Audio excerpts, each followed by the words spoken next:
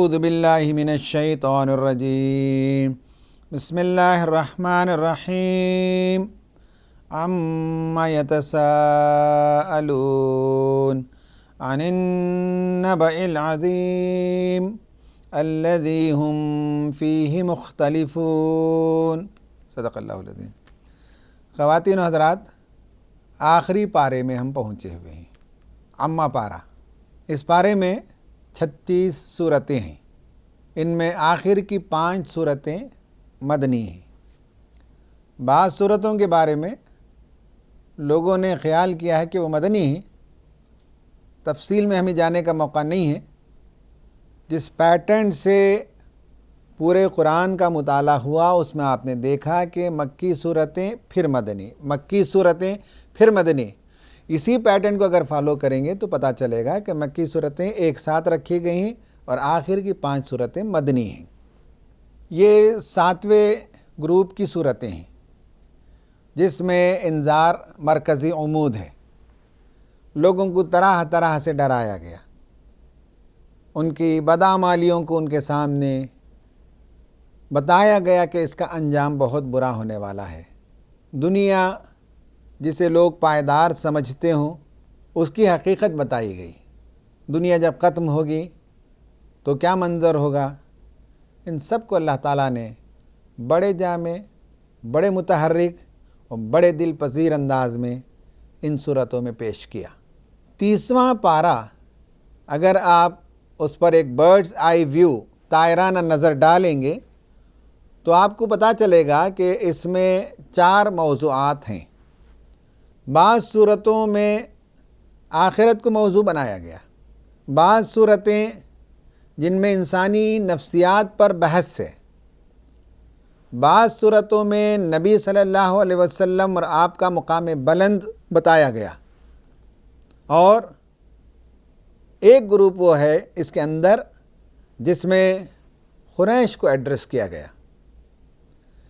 پہلا جو پارٹ ہے وہ آخرت سے متعلق ہے، خواہ وہ سورہ نبا ہو، سورہ نازعات ہو، سورہ عبس و تولی یا اس طرح کی اور صورتیں۔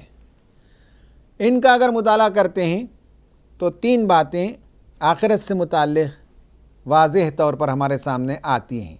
نمبر 1 یہ ہے کہ آخرت کیوں آنی چاہیے، اس کی کیا لاجک ہے، اس کی کیوں ضرورت ہے، اس کے لیے کیا عقلی دلائل ہو سکتے ہیں۔ اللہ تعالیٰ نے ان کا تذکرہ فرمایا۔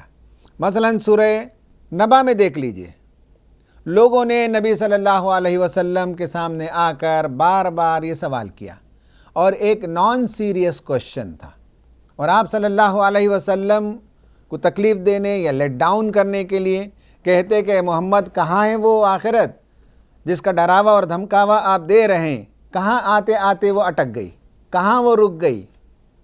عما یتساءلون، کس چیز کے بارے میں یہ آپ سے بار بار سوال کر رہے ہیں، چہمی گوئیاں کر رہے ہیں، کوشچنز کر رہے ہیں۔ عن النبأ العظیم، کیا اس بڑی خبر کے بارے میں، آخرت کے دن کے بارے میں۔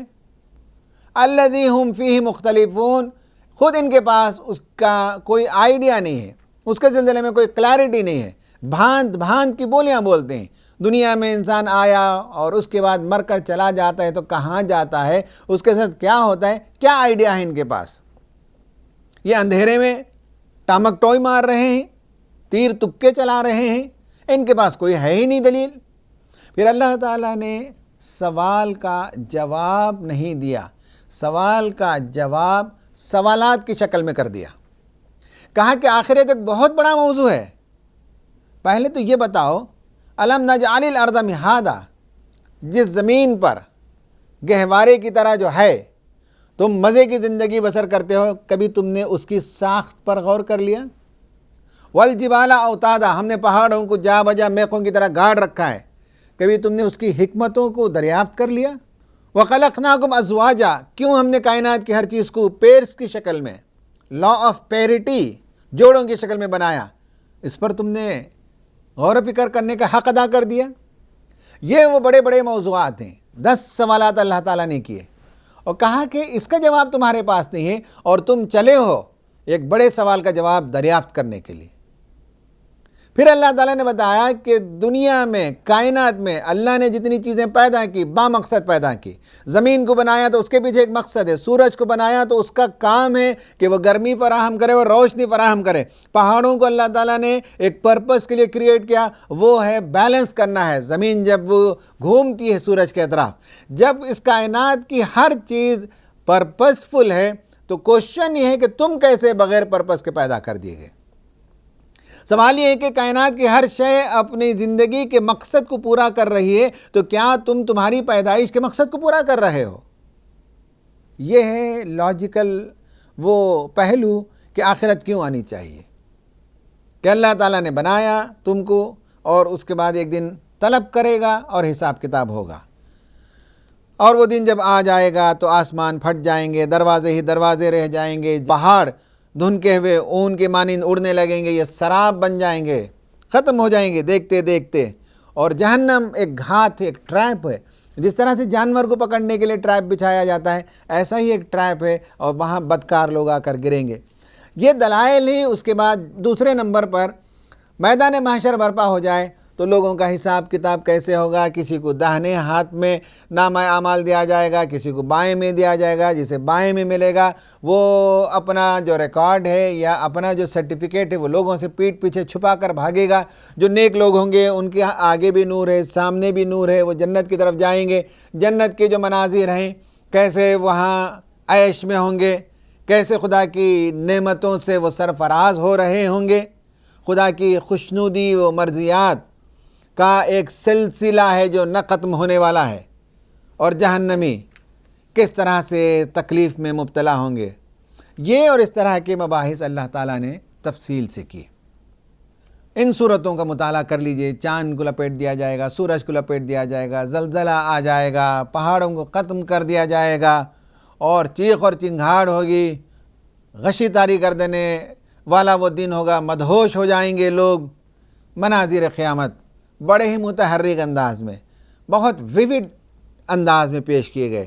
جس طرح سے ایک ویڈیوگرافر کسی سین کو پیش کرتا ہے، ادب کی دنیا میں اس سے بہتر، اس سے کارگر اور اس سے مؤثر طریقہ کوئی ہو نہیں سکتا جس میں مناظر قیامت پیش کیے گئے. تو آخرت کی دلیل ہے. آخرت کا دن جب آئے گا تو کیا توڑ پھوڑ ہوگا، کیا بربادی آئے گی، اور میدان محشر میں حساب کتاب کیسے تولا جائے گا. جنتیوں کو جنت میں کیا ملے گا، جہنمیوں کو کیا جہنم میں بھگتنا پڑے گا. یہ 3 سب ڈویژنز پر مشتمل یہ ایک موضوع ہے آخرت ان صورتوں میں. دوسرا موضوع ہے اس میں، وہ ہے انسانی نفسیات، ہیومن بیہیویئر. انسان کس طرح سے بیہیو کرتا ہے. سورہ نازعات میں حل اتاک حدیث موسیٰ اذ ناداہ ربہ بالوادی المقدس طویٰ، کہ حضرت موسیٰ علیہ السلام فرعون کے پاس گئے اور فرعون نے جو رعونت دکھائی، جو اکڑ دکھائی، جو اس نے تکبر کیا، جس طرح سے اس نے حضرت موسیٰ علیہ السلام کی دعوت کو ٹھٹوں میں اڑانے کی کوشش کی، آخر انجام کیا ہوا؟ اللہ تعالیٰ نے عبرتناک سزا دی. تو یہ بیہیویئر انسان کا کہ اکڑ دکھاتا ہے، حق بات کو سوچنا نہیں، سمجھنا نہیں چاہتا، اس کا نقصان کون اٹھاتا ہے؟ خود انسان اٹھاتا ہے. ہیومن بیہیویئر میں ایک بیہیویئر یہ بتایا گیا کہ آپ نے دیکھا ہوگا سورہ ویل للمطففین میں، الذین اذا اکتالوا علی الناس یستوفون واذا کالوہم او وزنوہم یخسرون. یہ عرب کے سلسلے میں ایسی کوئی روایت نہیں ملتی جہاں ناپ تول میں لوگ ڈنڈی مارتے ہوں. یہ بھی ایک تفسیر ہے. لیکن واقعہ یہ ہے کہ انسان جب دوسروں کے بارے میں اظہار خیال کرتا ہے تو اس کا وزن گھٹا دیتا ہے، اپنا وزن بڑھاتا ہے، اس کی قدر و قیمت کو کم کر دیتا ہے، اپنی قدر و قیمت کو بڑھاتا ہے. اپنی حیثیت، اپنی شان، اپنا کردار، اپنی فکر، اپنا کنٹریبیوشن سماج میں اس کو بہت بھاری بنا کر پیش کرتا ہے. اور جب حق پرستوں کی بات، نبی کی بات، صحابہ کی بات آتی تو ان کے بارے میں قرآن نے کہا کہ یہ جب صحابہ کرام کے آس پاس سے گزرتے تو ان کو دیکھ کر مذاق کرتے تھے. ان الذین اجرموا کانوا من الذین آمنوا یضحکون. مومنین کو دیکھتے تو ہنستے، مذاق اڑاتے، کہتے وَإِذَا مَرُّوا بِهِمْ يَتَغَامَزُونَ، اور ان کے پاس سے گزرتے تو کن انکھیوں سے اشارہ کرتے، ہاں یہی لوگ ہیں جو اب رومی قلعے فتح کریں گے، یہی لوگ ہیں جو اب فارس کی سلطنت کو الٹ دیں گے. لو جن لوگوں نے اللہ تعالیٰ کے راستے میں لا کر انفاق کیا، یہ ٹڈی کی ٹانگ بھی حاضر ہو گئی ہے، اب اسے بڑے بڑے قلعے فتح کریں گے، یہ اور اس طرح کی مذاق یہ کرتے تھے۔ اور وَإِذَا انْقَلَبُوا إِلَىٰ أَهْلِهِمُ انْقَلَبُوا فَكِهِينَ، جب لوٹتے اپنے گھر تو خوشی خوشی لوٹتے کہ آج ہم نے مسلمانوں کا مذاق اڑایا، آج ہم نے ان کو رسوا کر دیا۔ وَإِذَا رَأَوْهُمْ قَالُوا إِنَّ هَٰؤُلَاءِ لَضَالُّونَ، جب دیکھتے مسلمانوں کو تو ان کے لیے برے القاب سے پکارتے، کہتے یہ گمراہ لوگ ہیں، یہ بے وقوف لوگ ہیں، یہ کیا ہیں اور کیا نہیں ہیں۔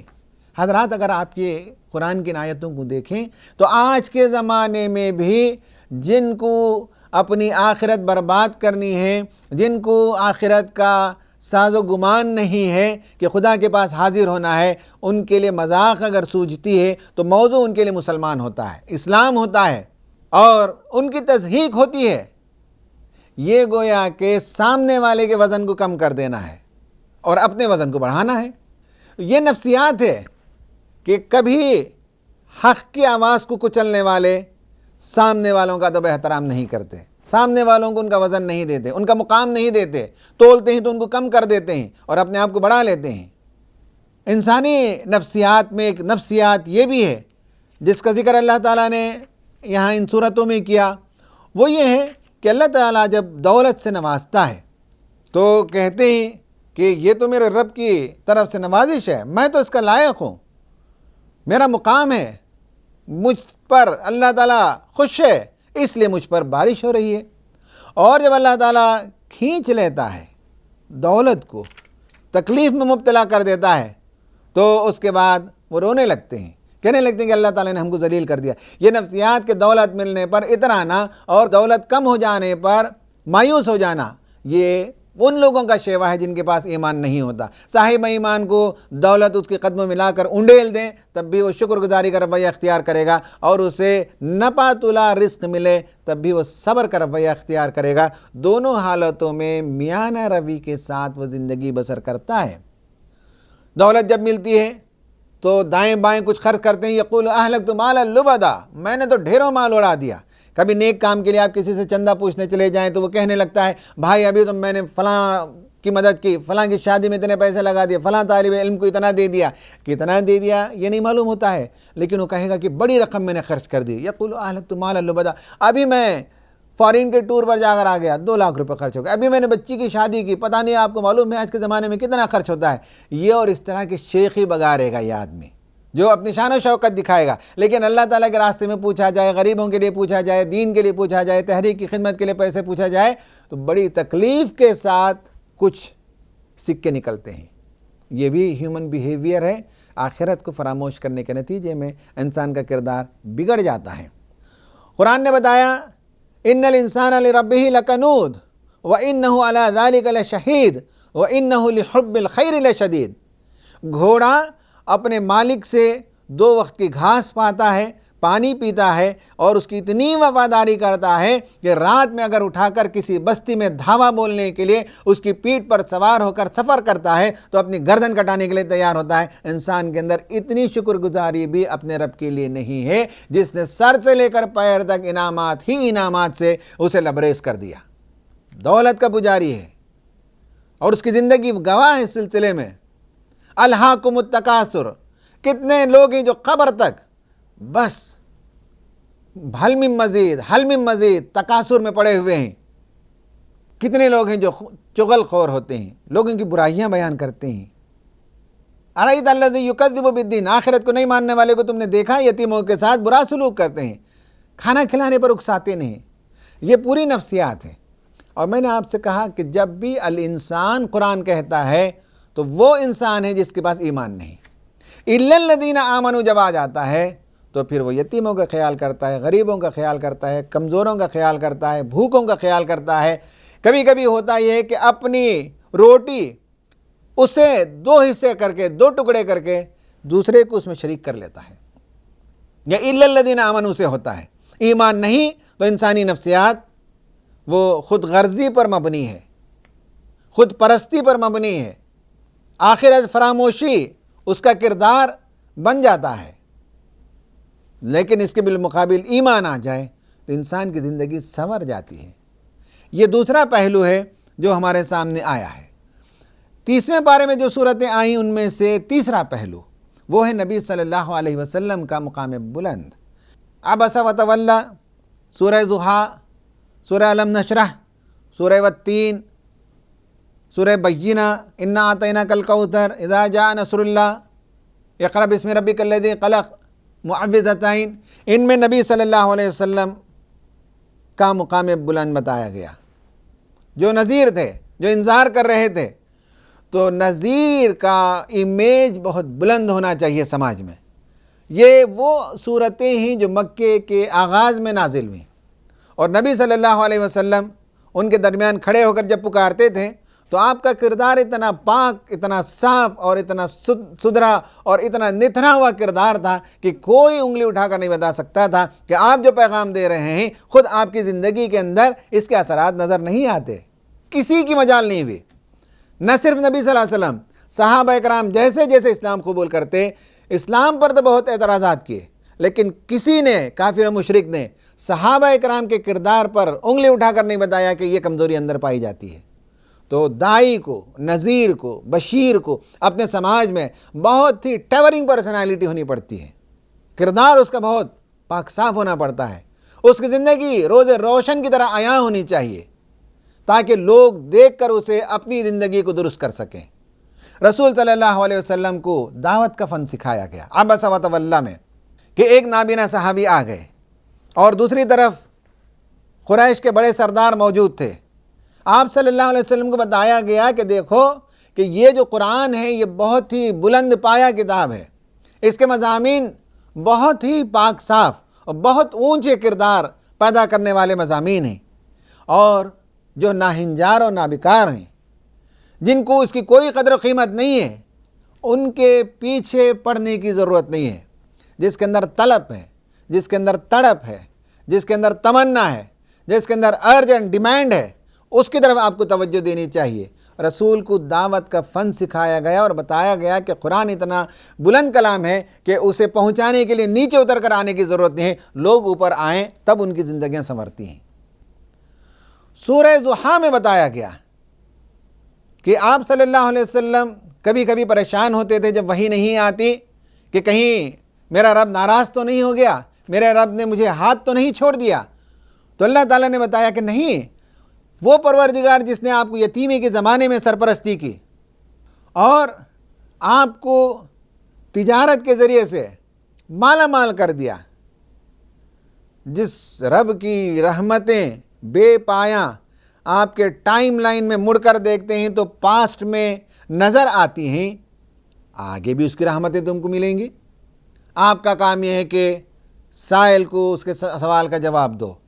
سائل سے مراد مانگنے والا بھی ہے، سائل سے مراد دین کے بارے میں پوچھنے والا بھی ہے۔ یتیموں کا خیال کرو، اور اللہ نے آپ کو جن نعمتوں سے سرفراز کیا اس کا اظہار کیجیے۔ اس میں آپ کا مقام بلند بتایا گیا کہ اللہ تعالیٰ آپ سے ناراض نہیں ہے، اللہ تعالیٰ نے آپ کو چنا ہے کام کے لیے۔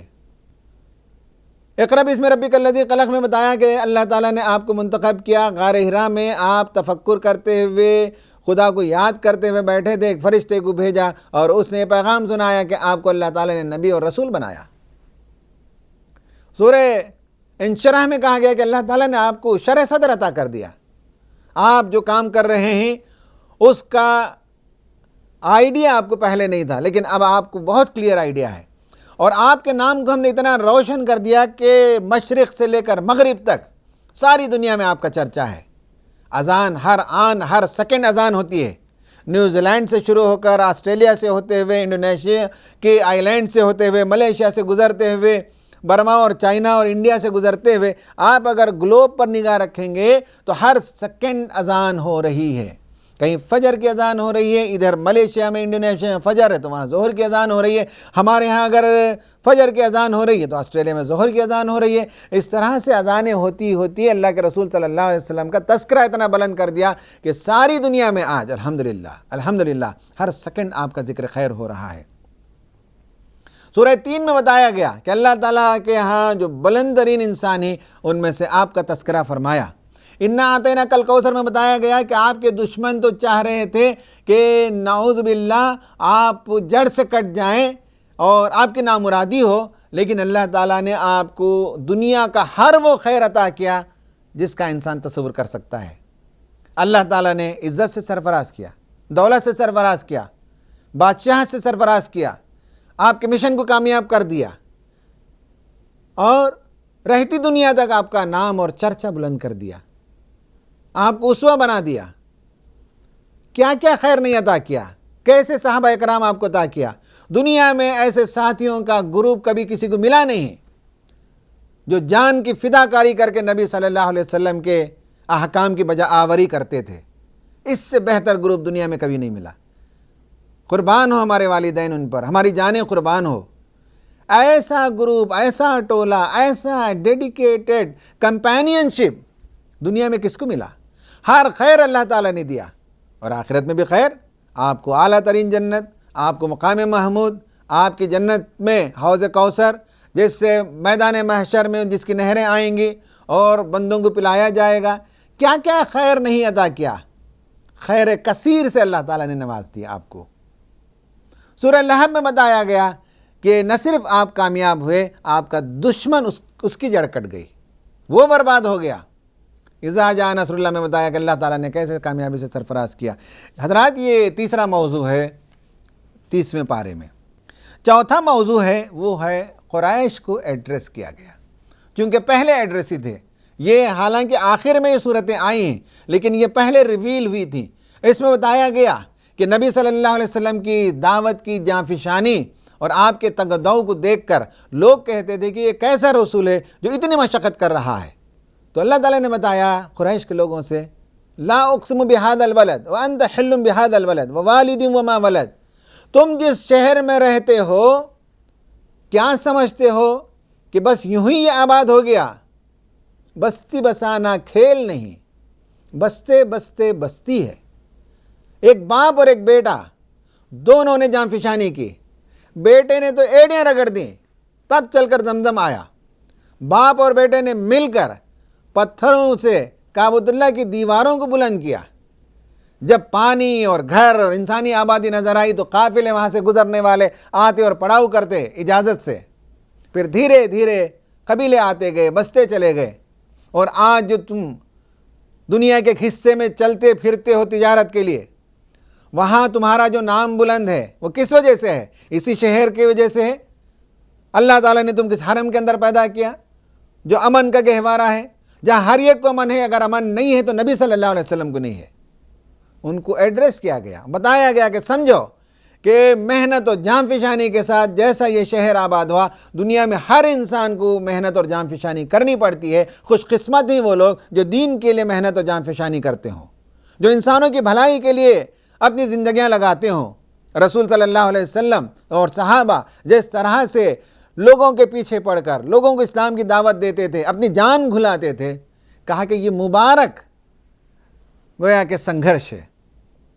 اس کے بعد اس میں سورہ علم ترا اور سورہ لیلاف دیکھیے، کہا کہ جس کعبۃ اللہ کے متولی ہونے کے ناطے تم یمن جاتے ہو، تم طائف جاتے ہو، تم ملک شام جاتے ہو، ہر جگہ تمہارے لیے عزت ہے، سرفرازی ہے، سربلندی ہے، اور لوگ تم کو کھانا کھلاتے ہیں، لوگ تمہاری مہمان نوازی کرتے ہیں۔ کس لیے کرتے ہیں؟ کعبۃ اللہ کی وجہ سے۔ بتاؤ، کعبۃ اللہ پر ابرہہ جب ڈھانے کے لیے آیا تو تمہارا کیا کردار تھا بچانے کے لیے؟ ہم نے تو ابابیل کے ذریعے بچایا، چھوٹے پرندوں کے ذریعے سے بچا لیا، تمہارا تو کوئی کردار نہیں تھا۔ بس اس گھر کے رب کی عبادت کرو، اس کا احترام کرو۔ لیلاف قریش میں کہا گیا کہ تم گرما کے زمانے میں ایک رخ پر سفر کرتے ہو اور سرما کے زمانے میں ایک دوسرے رخ پر سفر کرتے ہو، جہاں بھی جاتے ہو تمہارے لیے عزت اور تکریم ہے، اور لوگ تم سے مانوس ہیں قریش کے لوگوں سے۔ کس وجہ سے؟ کعبۃ اللہ کی وجہ سے۔ فَلْيَعْبُدُوا رَبَّ هَذَا الْبَيْتِ، اس گھر کے رب کی عبادت کرو جس نے تم کو کھانا عطا کیا۔ اطراف و اکناف میں خشکی بھی آ جائے تو لوگ حج کے لیے عمرہ کے لیے آتے تھے، ساز و سامان لاتے تھے، تجارتیں ہوتی تھیں، تم کو اللہ تعالیٰ نے ہر زمانے میں کھلایا۔ اطراف و اکناف میں خون خرابہ ہو جائے لیکن حرم کے اندر کوئی آ جائے تو فوراً اسے امان مل جائے۔ تم کو اللہ تعالیٰ نے تمہارے پیٹوں کو بھی محفوظ رکھا، تمہاری گردنوں کو بھی محفوظ رکھا۔ اس پروردگار کی عبادت کرو، اس خانہ خدا کے خدا کی عبادت کرو۔ یہ ان کو دعوت دی گئی اس 30ویں پارے کے 4تھ پارٹ میں۔ سورہ کافرون میں بتایا گیا کہ نبی کا یہ کام ہے کہ ایک وقت متعینہ تک لوگوں کو بلاتا رہے، لیکن اس کے بعد جب حجت پوری ہو جاتی ہے تو وہ جاتے ہوئے کہتا ہے کہ میں نے اپنا کام کر دیا، برات کا اظہار کرتا ہے۔ حضرت ابراہیم علیہ السلام جب عراق سے چلے تب بھی انہوں نے کہا کہ میں برات کا اظہار کرتا ہوں۔ ہر نبی نے کہا انی ذاہب الی ربی سیہدین، میں تمہارے بتوں سے برات کا اظہار کرتا ہوں، میں تمہارے باپ دادا کے خداؤں سے برات کا اظہار کرتا ہوں۔ سورہ کافرون میں قریش کو ایڈریس کر کے کہا کہ قل یا ایھا الکافرون لا اعبد ما تعبدون، جس کی تم ہی پوجا کرتے ہو مجھ سے توقع نہ رکھو کہ میں پوجا کروں گا، اور میں جیسی عبادت کرتا ہوں تم ویسی عبادت کرنے کے لیے تیار نہیں ہو۔ جاؤ، میں نے اپنا کام کر دیا، اب تمہاری مرضی، تم اپنے طریقے پر تم رہو، میں اپنے طریقے پر چلتا رہوں اور میں تم کو بلاتا رہوں گا۔ اور اس کے بعد رسول صلی اللہ علیہ وسلم مکہ چھوڑ کر چلے گئے۔ تو قریش کو ایڈریس کیا گیا ان صورتوں میں اور ان کو بتایا گیا۔ حضرات اگر غور کریں گے تو 30ویں پارے کے اندر مضامین کی بہتات ہے، مضامین کی کثرت ہے، دلائل کی فراوانی ہے، اور اپیل کی تاثیر پائی جاتی ہے، اور جملوں کے اندر زور پایا جاتا ہے۔ اگر غور سے پڑھیں گے، بیٹھ جائیں کسی دن رمضان کے بعد، بچوں کو لے کر بیٹھ جائیں، ساتھیوں کو لے کر بیٹھ جائیں، اور میں نے جیسے بتایا کہ یہ 4 حصے ہیں، اب آپ آیتوں کو پڑھتے جائیے، سیگریگیٹ کیجئے، اب اس میں دیکھیے کہ آپ کے لیے کیا سامان ہے، آپ کے لیے کیا نصیحت ہے، ہم اپنی زندگیوں کو کیسے درست کر سکتے ہیں، ہم اپنی زندگیوں کو کیسے ٹھیک کر سکتے ہیں، یہ غور کرنا چاہیے۔ یہی مقصد تھا جس کے لیے قرآن آیا، کہ ہماری زندگیاں درست ہو جائیں، ہم اپنے اندرون کو، اپنے تھاٹ پروسیس کو، اپنے ایٹیٹیوڈز کو، اپنے ایموشنز کو، سب کچھ خدا کے نازل کردہ اقدار، ویلیوز کی بنیاد پر ڈھال لیں، اس کلام کے مطابق اپنی زندگی کو سنوار لیں، اور آنے والی دنیا کی ہم تیاری کریں۔ یہ دنیا جوں توں ختم ہو جائے گی، دولت مند بھی اس دنیا سے جائے گا، غریب بھی چلا جائے گا، حکمران بھی جائے گا، محکوم بھی چلا جائے گا، عیش کی زندگی بسر کرنے والا بھی چلا جائے گا، تکلیف میں جو آدمی مبتلا ہے وہ بھی چلا جائے گا۔ بعد کی دنیا کی فکر ہو جو ابد الآباد تک ہمیشگی کی زندگی ہے، وہاں کامیاب ہو جائیں تو حقیقی کامیابی ہے۔ نزول قرآن کا یہی مقصد تھا، اسی کو لے کر ہم آپ کے سامنے حاضر ہوئے، اور دروس قرآن کا یہ سلسلہ جس میں قرآنی مضامین کا خلاصہ میں نے آپ کے سامنے پیش کرنے کی ایک سعی کی۔ مجھے معلوم ہے کہ قرآن ایک بہت بلند پایہ کتاب ہے، اس کے مضامین بہت وسیع اور اس کے مفہوم بہت عمیق ہیں، اور یہ ایک ایسا کلام ہے جس کے اندر جتنا آپ غوطہ زنی کریں گے اتنا یہ ڈیپر ہوتا چلا جائے گا۔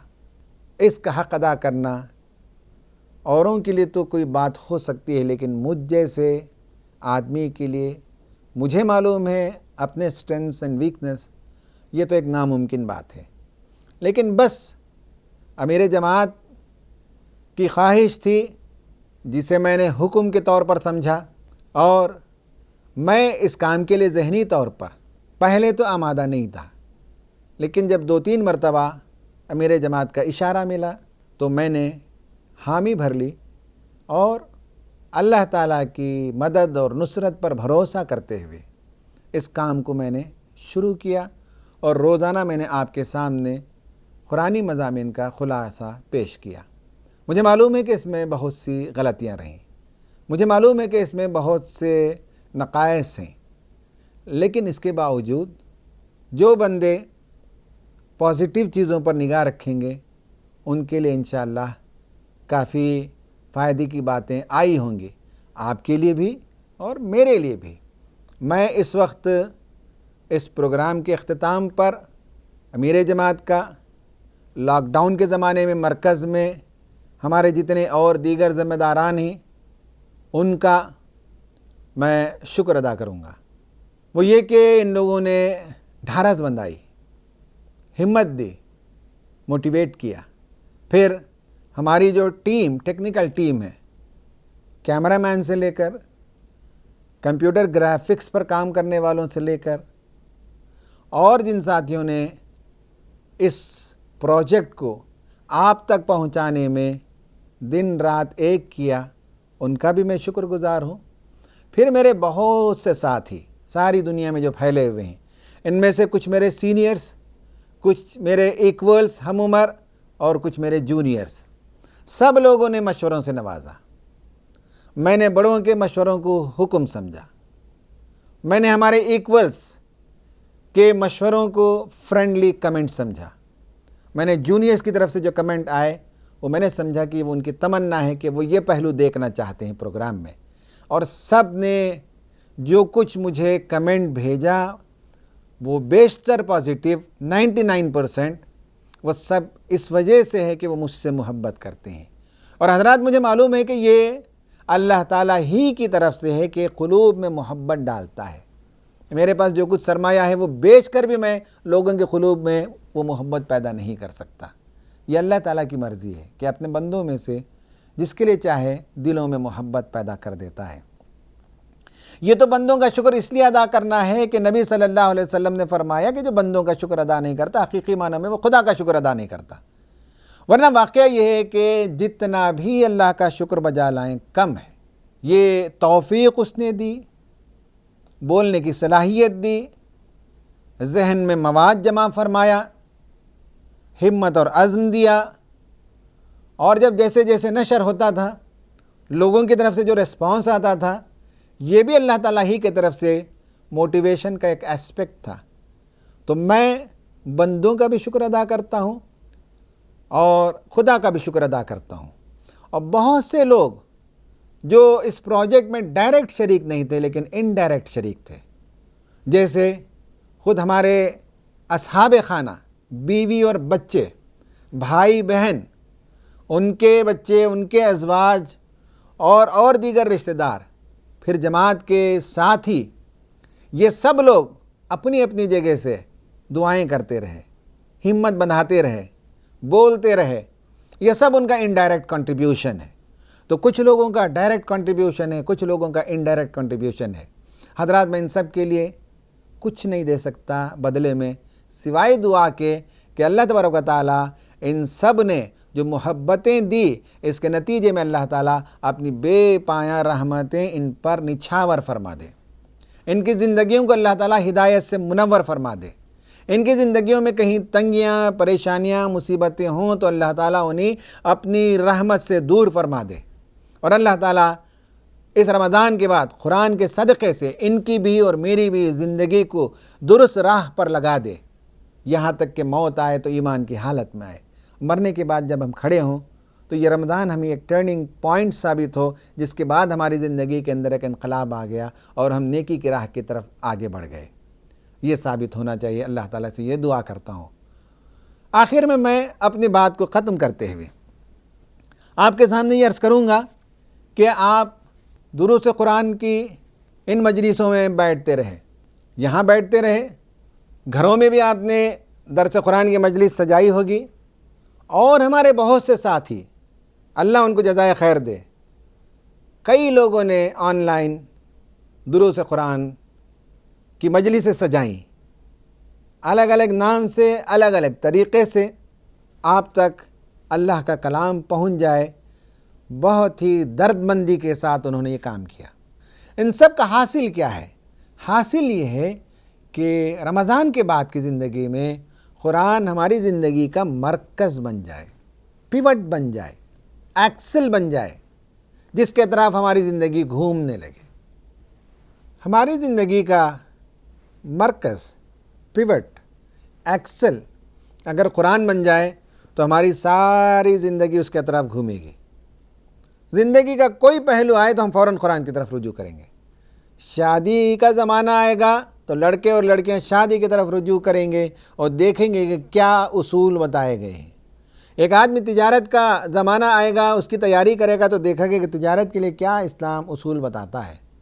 گھر میں کسی وجہ سے خدا نہ کرے ڈسپیوٹ پیدا ہو جائے تو قرآن کی طرف رجوع کرے گا اور دیکھے گا۔ سماجی زندگی بسر کرتے ہوئے بہت سی مشکلات آتی ہیں تو قرآن کی طرف رجوع کرے گا۔ قرآن نے ہمیں اجتماعی زندگی اختیار کرنے کا حکم دیا تو ہم اپنی زندگی کو اجتماعیت سے وابستہ کریں گے اور قرآن کی طرف رجوع کریں گے اور اپنی اجتماعیت کو اسی کی بنیاد پر چلائیں گے۔ ہم زندگی کا کوئی بھی پہلو ہو، یہاں تک کہ ہماری زندگی میں تعلیم، تفریح، شادی، بچے اور سیاست، معیشت، یہ ساری زندگی ہماری قرآن کے اطراف گھومنی چاہیے۔ زندگی کا کوئی گوشہ اس سے خالی نہیں ہونا چاہیے۔ میں آپ کو ایک حدیث سنا کر اپنی بات کو ختم کروں گا۔ قرآن کے 5 ڈائمنشنز ہیں۔ 30 ڈیز میں ہم نے جو بات کی ہے ان کو اگر آپ سمجھنا چاہیں تو اس میں 5 فیسز، 5 چہرے، 5 ورٹیکلز پائے جاتے ہیں۔ حدیث میں آیا ہے کہ آپ نے فرمایا نزل القرآن علی 5 اوجہ حلال و حرام و محکم و متشابہ و امثال فأحل الحلال وحرم الحرام وعملوا بالمحکم وآمنوا بالمتشابہ واعتبروا بالامثال۔ آپ نے فرمایا کہ قرآن کا نزول 5 چیزوں پر ہوا ہے: حلال، حرام، محکم، متشابہ اور امثال۔ حلال کو حلال جانو، حرام کو حرام سمجھو، محکم پر عمل کرو، متشابہ پر ایمان لے آؤ، یقین رکھو، اور امثال سے عبرت پاؤ۔ یہ 5 چیزیں یعنی ایک معنوں میں پورے قرآن کا خلاصہ آپ صلی اللہ علیہ وسلم نے بیان فرما دیا۔ حلال کیا چیزیں حلال ہیں یہ بتایا، کھانے کے لیے کیا حلال ہے اس کی فہرست ہے، شادی کرنے میں کون سی عورتیں حلال ہیں کون سی عورتیں حرام اس کی تفصیل ہے، حلال و حرام کی تفصیل ہے قرآن میں۔ اسی طرح سے بیہیویئر میں کیا حلال ہے، سماجی زندگی کیسی ہونی چاہیے، یہ سب آپ صلی اللہ علیہ وسلم نے عمل کر کے بھی دکھایا، شریعت کو نافذ کر کے قرآن نے بھی بتایا۔ شراب حرام، زنا حرام، لواطت، قذف، زہار، لعان، چوری، ڈاکہ، بغاوت، جوا، جادو، غیر اللہ پر یقین، چغلی، مال حرام، فرقہ بندی، تکبر، فحش، بچیوں کا قتل، سود، ناپ تول میں کمی، غضب، بت پرستی، عہد شکنی، اسقاط حمل، حرام رشتے، جوے، پان سے قتل، یہ سب زیر بحث آئے۔ یہ حرام کی فہرست ہے۔ حلال کی فہرست ہے، کیا کھائیں، کیا پئیں، کن سے شادی کریں، معاملہ کیسے ہو، عورتوں کے ساتھ کیسے حسن سلوک کیا جائے، عقل و شرب میں کیا حلال ہے، قلب و نظر میں کیا حلال ہے، رشتے میں کیا چیزیں حلال ہیں، عبادتیں کیسی ہوں، عورتوں کے ساتھ سلوک کیسے ہو، دودھ پلانے کے مسائل کیا ہو سکتے ہیں، تجارت، لین دین، قرض، وراثت، یہ سب حلال و حرام، ان سب کی تفصیلات آ گئیں۔ نماز کیسے پڑھیں، روزہ کیسے رکھیں، زکوٰۃ کیسے دیں، حج کیسے کریں، ان کا تذکرہ آیا ہے۔ یہ حلال و حرام ہے۔ دوسرا ہے محکمات، قرآن کی وہ باتیں جو محکم ہیں، جو پختہ ہیں، جو دلیل پر مبنی ہیں، جو روز روشن کی طرح عیاں ہیں۔ اللہ تعالیٰ نے آسمان و زمین کا تذکرہ کیا، غور و فکر کی دعوت دی، سائنس کی باتیں بیان کی، ہمیں غور و فکر کرنے پر ابھارا، جس کے نتیجے میں دنیا میں سائنس بھی ایجاد ہوئی، اور سائنس کے ڈیولپمنٹ میں مسلمانوں نے بھی ایک زمانے میں اپنا حصہ ادا کیا۔ قرآن نے بھی اپنا ایک رول پلے کیا ہے سائنٹیفک کنٹریبیوشن میں اور سائنٹیفک ڈیولپمنٹ میں۔ اسلام کی دعوت کو کیسے پیش کرنا چاہیے، عقائد کی دلیل کیسے دی جانی چاہیے، عبادتیں کیسی ہوں، اخلاق کی بنیادیں کیا ہوں، مستحکم اخلاق، پائیدار اخلاق، ویلیوز کیا ہونی چاہیے، بھلائی کیا ہے، برائی کیا ہے، خیر کیا ہے، شر کیا ہے، عدل کیا ہے، ناانصافی کیا ہے، یہ سب اللہ تعالیٰ نے بیان فرما دیا۔ محکم باتیں ہیں، یہ پختہ باتیں ہیں، عالم ناسوت کی اس دنیا کی باتیں ہیں، اور ایک عالم لاہوت کا تذکرہ کیا جو ہماری دنیا نہیں، ہم نہیں جانتے، وہ متشابہات ہیں، ایلیگوریز جسے کہتے ہیں۔ مرنے کے بعد کی زندگی کو اللہ تعالیٰ نے اس اوکیبلری میں، اس ڈکشنری میں بیان کیا جو ہم سمجھتے ہیں۔ اس سے زیادہ اگر بیان کیا جائے تو ہم سمجھ نہیں سکتے۔ مرنے کے بعد اچھے انجام کو جنت سے تعبیر کیا، باغوں سے تعبیر کیا، نہریں جس کے نیچے بہتی ہوں گی، پھل ملیں گے۔ قرآن نے بتا دیا یہ وہ پھل نہیں ہوں گے جو تم دنیا میں کھاتے رہے۔ زقوم کا ذکر کیا، لیکن بتا دیا کہ یہ الگ چیز ہے، لیکن سمجھانے کے لیے ان الیگوریز کو، ان مثالوں کو، ان میٹافورس کو استعمال کرنا پڑتا ہے۔ میٹافورک لینگویج میں اللہ تعالیٰ نے بعض باتیں بیان کی، اس کے پیچھے پڑنے کا کوئی فائدہ نہیں ہے۔ وہ زقوم آگ کے اندر کیسے پیدا ہوتا ہوگا، یہ کوشچن کر کے کوئی فائدہ ہی نہیں ہے، اس لیے کہ وہ دنیا ہم جانتے نہیں ہے۔ وَآمِنُوا، رسول اللہ نے کہا یقین کرو بس، فرشتے تم کو سلام کریں گے۔ فرشتے کون ہوتے ہیں، کیسے ہوتے ہیں، جنتی دوزخیوں سے بات کریں گے، یہ کیسے ممکن ہے، یہ سب ایمان لانے کی بات ہے، اس لیے کہ یہ وہ چیزیں ہیں جو ہماری آنکھوں نے نہیں دیکھا۔ اس کے بعد آخر میں فرما گیا وَاعْتَبِرُوا بِالْأَمْثَالِ، مثالیں دی گئیں۔ مثالوں میں اللہ تعالیٰ نے حیوانوں کی مثالیں دی، مکڑی کے جالے کی مثال دی، گھوڑے کی مثال دی، چیونٹی کی مثال دی، اور بہت سی چیزوں کی مثالیں دیں۔ اللہ تعالیٰ نے درختوں کی مثال دی، بارش کے بعد کیسے کھیتی تیار ہو جاتی ہے اس کی مثالیں دیں، پھلوں کے پکنے اور اناج کے اگنے کی مثالیں دیں۔ پھر اس کے بعد اللہ تعالیٰ نے قصے بیان کیے، آدم علیہ السلام سے لے کر نوح علیہ السلام، حضرت ہود علیہ السلام، صالح علیہ السلام، شعیب علیہ السلام، لوط علیہ السلام، ابراہیم علیہ السلام، موسیٰ علیہ السلام، عیسیٰ علیہ السلام، نبی صلی اللہ علیہ وسلم، اور کتنے پیغمبر، اور پھر بری مثالیں بھی، فرعون، حامان، قارون، نمرود، اچھے لوگوں میں سے ذوالقرنین، لقمان۔ اللہ تعالیٰ نے قصے بیان کیے، ان سے نصیحت پکڑنا ہے۔ ان میں سے بہت سی چیزیں وہ ہیں جن کے بارے میں ہمارے پاس ہسٹوریکل معلومات نہیں ہیں، لازم نہیں ہے، ہمارا علم بہت محدود ہے، ہمارا انفارمیشن بہت ہی تنگ ہے، ہم اس پر بحث نہیں کر سکتے۔ یہ کون بادشاہ تھا، یہ کب پیدا ہوا، یہ کہاں گیا، نہیں، یہ قصے بیان کیے گئے ہیں ہسٹوریکل ریسرچ کے لیے نہیں، کرنا چاہیں تو کر لیں، لیکن حقیقت میں اس سے عبرت پانے کے لیے، لیسنس لینے کے لیے ہے۔ ان میں سے لیسنس لیں، قارون کی زندگی سے لیسن لیں کہ دنیا پر اترانا نہیں ہے، فرعون کی زندگی سے لیسن لیں کہ غرور و تکبر کبھی کسی کو کام نہیں آیا، لقمان سے عبرت لیں، مثال لیں کہ اپنے بچوں کو کیسے نصیحت کرنی چاہیے۔